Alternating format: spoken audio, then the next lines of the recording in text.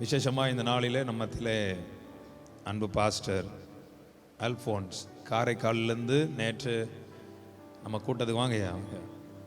அவர் யாருன்னு எனக்கு தெரியாது, ஆனால் ஒரு வருஷமாகவே நம்முடைய வீடியோஸ் எல்லாம் பார்த்து ரொம்ப ஆசைப்பட்டாரா. நேற்று ஆண்டு சொன்னாரா நீ போகணும்னு சொன்னாரா.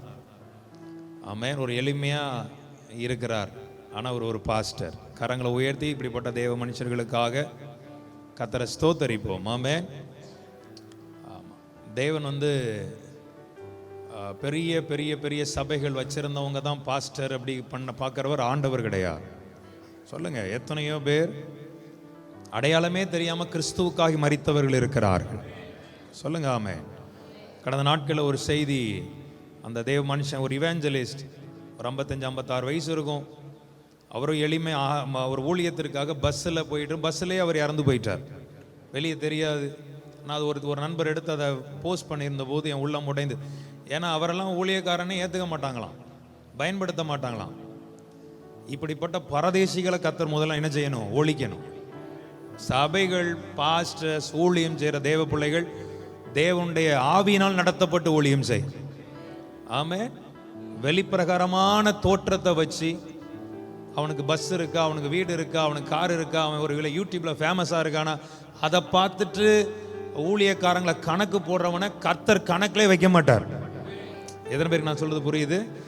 எத்தனையோ எத்தனையோ தேவனுடைய பிள்ளைகள் மறைந்திருந்து தேவனுக்காக நிற்கிறவர்கள் இருக்கிறார்கள். சொல்லுங்க அவர் ஆமென். ஆமென். ஆகவே இப்படிப்பட்ட தேவதாசர்களுக்காக நான் ஆண்டவரை துதிக்கிறேன். ஆமென். ஒரு சில வார்த்தை பேசுறீங்களா எங்களுக்கு? மீட்டிங் எப்படி வந்தீங்கன்னு சொல்லி உங்கள் முன்பாக நிற்க வைத்த தேவனுக்கு மகிமை உண்டாவதாக. அருமையான பாஸ்டர் ஐயா அவர்களுடைய சாட்சி அநேக டெய்லி பார்க்காத நாள் கிடையாது, பார்த்துட்டு இருப்பேன். இன்று முகமுகமாய் தரிசிக்க நேத்திக்கு ஆவியானவர் உதவி செய்தார். தொடர்ந்து 2 பேரும் என்னோட வருவதாக இருந்தவங்க. அப்புறம் சத்துடைய போராட்டம் தடையாக போச்சுது.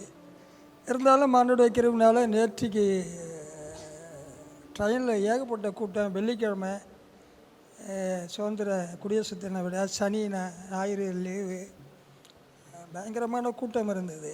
இருந்தாலும் தேவனுடைய கிருபையினால ஐயாட்ட ஃபோன் அடித்து கேட்டேன், வந்துடுவீங்களா ஐயான்னாங்க. வந்துடுவோங்க அப்படின்னேன்.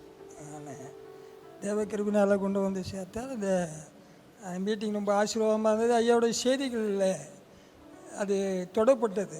என்னை ஆற்றி தேற்றினார், பலப்படுத்தினார். சத்துரு அநேக ஜனங்களை பிரிச்சுட்டான். பெரிய ஸ்தாபன போதகர்கள், மற்ற பெரிய ஊழியக்காரர்கள் அப்படிங்கிற பேரில் நிறையா இதை பிரிச்சிருக்கிறான். நேற்று ஐயாவுடைய மெசேஜின் மூலமாக தொடப்பட்டது. கர்த்தரனோடு இடப்பட்டார், என்னை பலப்படுத்தி இருக்கிறார். தொடர்ந்து இந்த நாளிலும் ஆராதனையில் பங்கு பெற ஆண்டவர் உதவி செய்திருக்கிறார். ஆவியானவரை வழி நடத்தினார், எந்த மனுஷனும் கொண்டு வரல. எவர்கள் ஆவினால் நடத்தப்படுகிறார்களோ அவர்கள் தேவனுடைய புத்திரர்களாக இருக்கிறார்கள். Son of God, sons of காடாக நம்ம இருக்கிறோம். தேவனுக்கு மகிமை உண்டாகட்டும். ஐயாவை ஆசீர்வதிக்கிறோம், இன்னும் மேலும் ஆசீர்வதிப்பார்கள். தேங்க்யூ ஐயா. God bless you. இந்த தேவதாசனுக்காக நம் கரங்களை தட்டி நாம் ஆண்டவரை மகிமைப்படுத்துவோம். Amen, amen. தேங்க்யூ ஐயா, தேங்க்யூ சார். நம்ம எல்லோரும் இப்பொழுது பொதுவாக இன்றைக்கி இருக்கிற கிறிஸ்தவத்தில் இருக்கிற ஒரு மோசமான ஒரு விஷயம் என்னென்னா, அது அழகாக சொன்னார், எவர்கள் தேவ ஆவியில் நடத்தப்படுகிறார்களோ அவர்கள் தேவனுடைய திறனார். இந்த மனுஷனை பயன்படுத்தினாலும் கர்த்தர் அற்புதங்களை செய்வார். ஆமென் சொல்லுங்க. ஹல்லேலூயா. எவரையும் மேன்மைப்படுத்த அவரால் கூடும். அந்த இருதயம் தான் இன்னைக்கு தேவ பிள்ளைகளுக்கு வேணும். யாரையும் கர்த்தர் உயர்த்த முடியும். சாதாரணமாக இருக்கிறவங்களை அசாதாரண மனுஷர்களாய் இந்த செய்தி நாம் விசுவாசி இத்த புருஷர்களாய் உங்களை எழுப்பியிருக்கும். ஆமே, கர்த்தர் உங்களை அப்படிப்பட்ட ஒரு கிருபையை உங்களுக்கு கொடுத்து உங்களை மகிமைப்படுத்துவார். ஆமென். யாரையும் மேலே இவங்க கீழேன்னு பார்க்கறதுக்கு நம்ம அழைக்கப்படவே இல்லை. தேவன் அதற்காக நம்ம அபிஷேகம் பண்ணவும் இல்லை. நம்ம மூலமாக அநேகருக்கு ஆறுதலும் தேறுதலும் எழுப்புதலும் உண்டாகட்டும். ஆமென். பெரிய சபை, சின்ன சபை, இந்த பெரிய ஊழியக்காரன், சின்ன ஊழியக்காரன், இப்படிலாம் பைபிளில் கிடையவே கிடையாது. பைபிளில் கிறிஸ்துவின் ஊழியக்காரன் வேலைக்காரன், அவ்வளோதான். கிறிஸ்துவுக்கு வேலைக்காரர்கள். ஒருத்தங்க கையில் சில பொறுப்பை கொடுக்குறார், சிலரை கொஞ்சம் வெயிட் பண்ணாதான் சொன்ன ரிசர்வில் சிலரை வைக்கிறார். இந்த போலீஸ்லாம் நீங்கள் பார்த்துருக்கீங்களா? ரிசர்வில் வச்சுருப்பாங்க கரெக்டாக. ஒரு ஒரு ஒரு பெரிய பந்தோஸ் போடணும்னா ஒரு 1000 போலீஸ் இறக்குவாங்கன்னா அந்த அவங்கள கொண்டு இறக்குவாங்க. ரிசர்வ் போலீஸ் ரிசர்வ்ல இருப்பாங்க. தேவனும் அப்படி செய்வார். தேவராஜ்யம் ரொம்ப பெருசு. ஆமென். ஆட்களை பார்த்து தோற்றத்தை பார்த்து எடை போடவே கூடாது. ஏன்னா அவர்களுடைய தேவனுக்கு நீ கணக்கு கொடுக்கணும். அவர்களை அழைத்த தேவனுக்கு நீ என்ன செய்யணும்? கணக்கு கொடுக்கணும். ஆமென். தேவனால் நடத்தப்படும், ஆவியானவரால் நடத்தப்படும் சபைகள், ஊழியங்கள் ஆவியானவரால நடத்தப்படுவதாக. ஆமென். இன்னைக்கு இருக்க ஒரு ட்ரெண்ட் வந்திருக்கு. எப்படின்னா கொஞ்சம் ஃபேமஸான ஊழியக்காரங்களை கூப்பிட்டா கூட்டம் வரும்னு சொல்லி. நாளாக 24-25 வயசில் கர்நாடகா ஃபஸ்ட் டைமாக நான் போகிறேன். பெரிய மீட்டிங், டிஜே ஐயா பிரசங்கம் பண்ண மீட்டிங் கிரவுண்டில் என்ன அரேஞ்ச் பண்ணியிருக்காங்க. அப்போ அநேகர் சொன்ன ஒரு வார்த்தை, முகமே தெரியாத ஒருத்தனை கொண்டு இவ்வளோ பெரிய இடத்துல போடுறீங்களே, எப்படிங்க க்ரௌடு வரும்? இப்படி தான் கேட்டாங்களாம். அந்த கூட்டத்தை மறக்கவே முடியாது. இன்னைக்கும் அந்த கூட்டம் மறக்க முடியாது, சரித்திரம். ஏன்னா அது 3 நாள் நடக்கல, அந்த கூட்டம் 4 நாள் நடந்துச்சு. அவ்வளோ கிரௌட தேவன் கொண்டு வந்து கர்த்தரால முடியும். ஆமென்.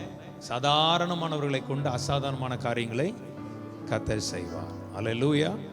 ஆகவே இப்படிப்பட்ட தேவனுடைய தாசர்களுக்காக நான் கர்த்தரை துதிக்கிறேன். இதே மாதிரி எத்தனையோ கர்த்தருடைய பிள்ளைகள் குடிசையில சபை வைத்திருப்பார்கள். அதனால் அவர்கள் குறைந்தவர்கள் கிடையாது. அவர்களெல்லாம் அற்பமாய் பார்க்கவே கூடாது. அவர்களோடு கர்த்தர் இருக்கிறார். ஒரு ஆமென் சொல்லுங்க பாப்போம். அவர்களோடு அவர்களுடைய தேவன் இருக்கிறார்.